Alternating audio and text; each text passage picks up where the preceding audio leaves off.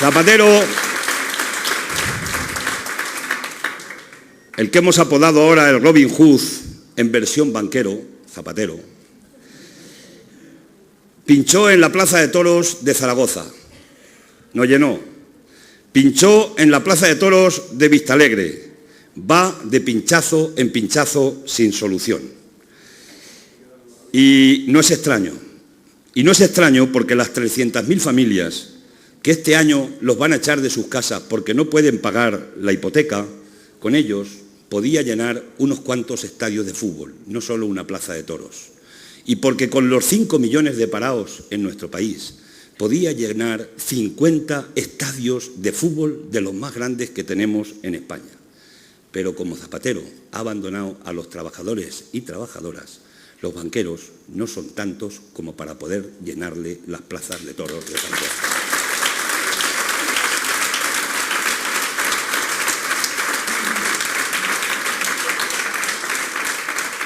El bipartidismo es el caballo de Troya dentro del Estado. Quieren destruir el Estado, y esto puede aparecer como una afirmación dura. Se quiere destruir el Estado desde dentro, minar el Estado, como la carcoma mina la madera. Ese es el gran objetivo que tiene en este momento el bipartidismo.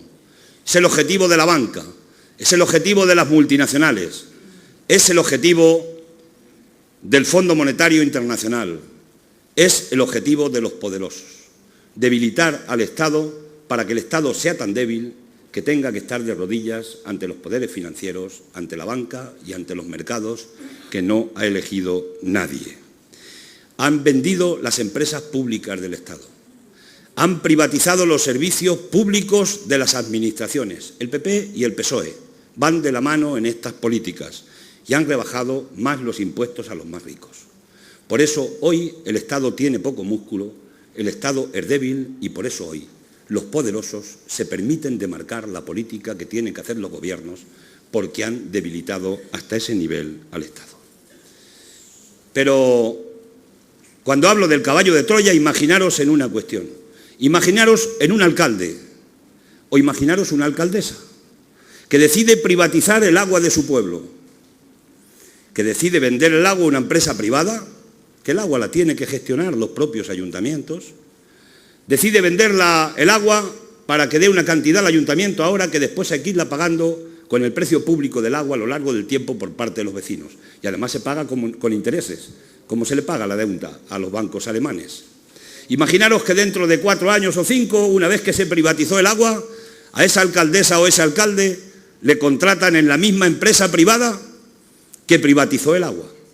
Seríamos mal pensados y mal pensadas si pensáramos que cuando hizo el trato de venderle el agua a esa empresa ya iba implícitamente puesto en el contrato que si algún día lo necesitaba estaría contratado por esa empresa.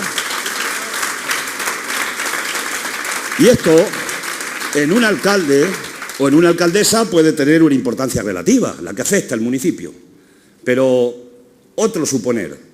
Supongamos que José María Aznar, que fue presidente del gobierno, y Felipe González, que fue presidente del gobierno, nada menos y nada más, les contrataran 2 empresas privadas, que una se llamara Endesa, que la ha comprado Berlusconi, y otra que se llamara, por ejemplo, Gas Natural, y que a uno le pagaran 220.000 euros al año, más o menos el sueldo medio que tenéis por aquí, y al otro le pagaran 120.000 euros al año.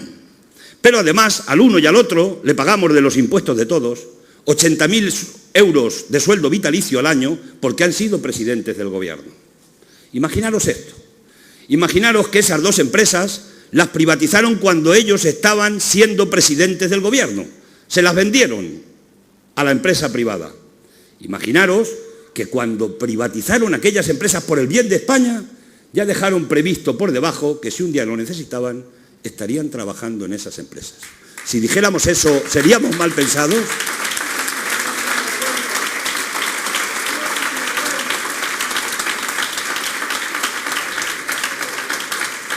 Imaginaros que hemos llevado una iniciativa al Parlamento y le hemos dicho a sus señorías, los que están sentados en los bancos azules y rojos, les hemos dicho que no nos parece bien que cobren los 80.000 euros de sueldo vitalicio y que al mismo tiempo presten sus servicios a esas empresas y cobren por esas empresas, que dejen lo uno o lo otro. El PP y el PSOE, estos que defienden la ética en la política, han votado que no. Y han votado que Aznar y que Felipe González tienen que seguir recibiendo las dos cantidades. ¿Qué autoridad política les queda para después decir que hay incompatibilidades en los trabajadores de la administración pública, etcétera, etcétera? Hay... Aznar... Alguien escribirá algún día todas estas cosas, pero ¿quién nos iba a decir a nosotros que José María Aznar, el rey del neoliberalismo de España, quién nos iba a decir a nosotros que iba a trabajar en la misma empresa que Pedro Solbes, el que fue el superministro de Economía con Rodríguez Zapatero?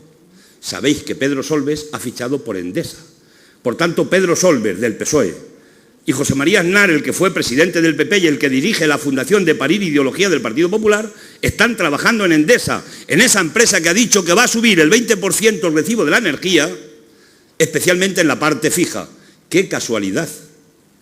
Es que se han puesto de acuerdo los dos en aconsejar y asesorar en Endesa de que tienen que subirle el impuesto a los de abajo en el tema de la energía eléctrica. ¿No creéis que hay una mezcla del Estado y de la empresa privada, que no sabemos dónde empieza el Estado, lo público, y dónde termina la empresa privada, y salen y entran de la empresa privada a lo público, como el que pasa en un hotel dando vueltas por la puerta de entrada, salen y entran como los que pasaban y entraban por los pasadizos de debajo del Ministerio y del Banco de Santander? No es extraño que cada día se esté encargando más lo público, porque hemos metido el caballo de Troya dentro del Estado. Y mientras no saquemos el caballo de Troya del Estado, debilitarán cada día más el Estado. Cada día más lo público, lo de todos y lo de todas. Y cada día habrá menos protección para los de abajo y cada día habrá más riqueza para los de arriba. Y eso solo se puede hacer con la participación popular. Solo se puede hacer potenciando la democracia real y consiguiendo que algún día el pueblo, ese pueblo al que le han puesto un salario mínimo interprofesional, los de arriba, de 641 euros para vivir, que había que ponérselos a algunos de los de arriba, un día el pueblo decida, los de abajo, ponerles un salario máximo interprofesional a los de arriba, para que sepan también cuánto cuesta vivir con un salario mínimo interprofesional.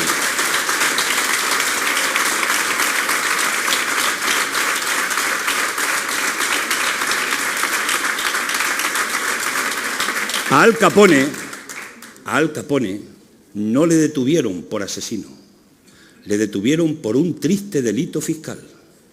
Por ahí le agarraron, por ahí le detuvieron y por ahí lo pusieron ante la justicia. El director del Fondo Monetario Internacional tiene un supuesto delito de acoso sexual. Es un dios. El director del Fondo Monetario Internacional, el hombre que tiene en su mano el poder de decidir sobre la vida y la muerte de los países, de decidir que Grecia se puede o no empobrecer, que Portugal se puede o no empobrecer, que Irlanda se puede o no empobrecer, que España se puede o no empobrecer. Ese que tiene tanto poder en su mano, fijaros por qué cosa lo van a sentar en un banquillo.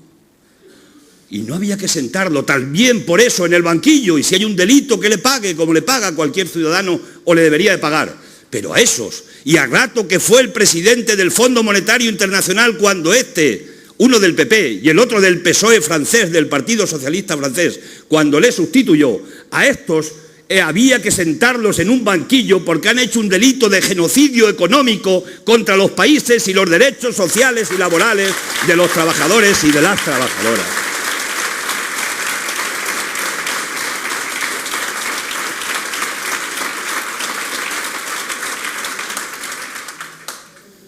Como dice Galeano, son lo mismo y lo mismo. Nos han lanzado la campaña del miedo. Nos han dicho que viene la derecha. Y que viene la derecha de la derecha y la derecha de la derecha de la derecha. Y nos están lanzando un mensaje, especialmente a la base que vota el PSOE. Y le están diciendo, compañeros, cerrar filas en torno al PSOE, que viene la derecha. Nos meten miedo. Y nosotros ya estamos cansados de miedos.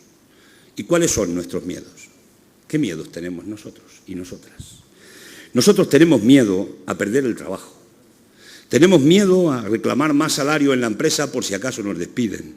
Tenemos miedo a no encontrar trabajo y sobre todo cuando somos mayores de 50 años y nos echan de la empresa para sustituirnos por trabajadores jóvenes que les pagan 4 perras, salario precario de mala manera. Y se están cargando la experiencia, y el conocimiento de tantos y tantos hombres mayores que lo han ido acumulando a lo largo de la historia. Tenemos miedo a opositar cuando vamos a presentarnos a unos exámenes porque hay miles de opositores porque el gobierno no saca plazas públicas para opositar. Tenemos miedo a la entrevista cuando vamos ante un empresario y tiene 1000 currículos en la mesa y nos dice estas son las condiciones, si quieres las tomas y si no, aquí hay muchos más. Tenemos miedo a sindicarnos, tenemos miedo a no tener casa, tenemos miedo a no poder pagar la hipoteca, tenemos miedo a no poder pagar el alquiler, tenemos miedo a no cotizar en la seguridad social por si mañana no tenemos pensión. Tenemos miedo a quedarnos embarazadas por si acaso nos despiden de la empresa. Y tenemos miedo a embarazarnos por si acaso no nos contratan en la empresa porque vamos embarazadas. Esos son nuestros miedos. Y tenemos miedo, los pequeños y medianos empresarios, los autónomos, a ir al banco y a que no nos dé un crédito. Esos son los miedos que tenemos. Los miedos de la clase trabajadora, de los de abajo. Pero hay otros que no tienen miedo. Y no tienen miedo los banqueros. No tienen miedo los de los sueldos insultantes, no tienen miedo los de las escandalosas pensiones blindadas, no tienen miedo los altos ejecutivos de las empresas del IBEX que se reparten los bonus de una manera descarada, no tienen miedo los especuladores ladrilleros, no tienen miedo los rentistas que cada vez pagan menos impuestos. Nunca pagaron menos impuestos en la historia de España los beneficios del capital y nunca pagaron tantos impuestos las rentas del trabajo y los consumidores por la vía del IVA. No tienen miedo los políticos corruptos. No tienen miedo los políticos corruptos. No tienen miedo los políticos faltos de ética. No tienen miedo los políticos serviles al poder económico. No tienen miedo los políticos esos que contratan los banqueros y las empresas que privatizaron ayer. No tienen miedo los Aznares, los Felipe, los Ratos, los Boyer, los Solves. Estos no tienen miedo, no tienen nuestros miedos. Estos solo tienen un miedo, y es que algún día los que ayer estaban por la calle de las ciudades españolas, que algún día los de abajo, nosotros y nosotras, perdamos el miedo. Ese es el miedo.